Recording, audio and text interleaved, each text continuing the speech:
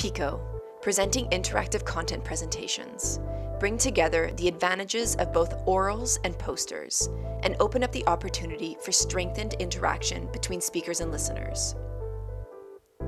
Introduced at the 2013 EGU General Assembly, Picos are now a growing medium to communicate scientific research.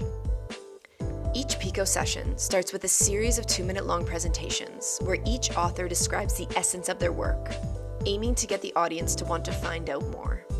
After this 2-minute madness, the audience can then learn more on interactive touchscreens, where authors are also available to answer questions and discuss their research in more detail. Here is an example of a 2-minute talk by Dr. Kurt Konhauser to grab the audience's attention. Anyways, as Noah pointed out, there's quite a bit of information about oxygenation through time, and as Noah mentioned, there is the standard 2-stage evolution of atmospheric oxygen, with the first one being what we call the Great Oxidation Event.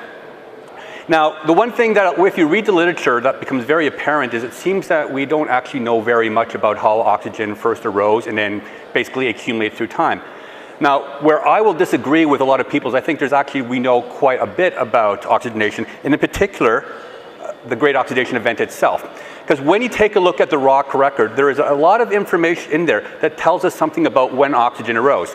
For example, very briefly, all the lines in the red are telling us that after or right before 2.4, there's clear evidence that there's oxygen available to give us these signatures in the rock record. The green arrows are telling us all the evidence in the rock record which are saying that oxygen simply wasn't there.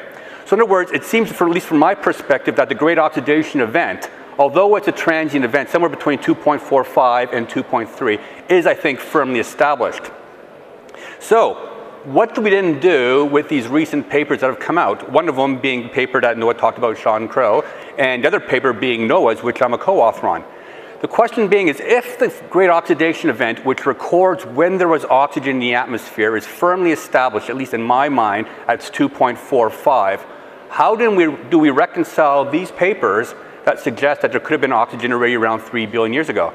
And I think the answer is pretty straightforward, is that you can have oxidative weathering, but it has nothing to do with the atmosphere. What that is that the oxidation step itself took place on a very small scale.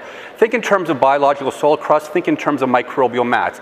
At that interface, within a mat, within just 100 microns in thickness, you can get enough oxygen generated that you can produce the oxidative weathering features one sees in a rock record, despite the fact that the atmosphere itself is still anoxic.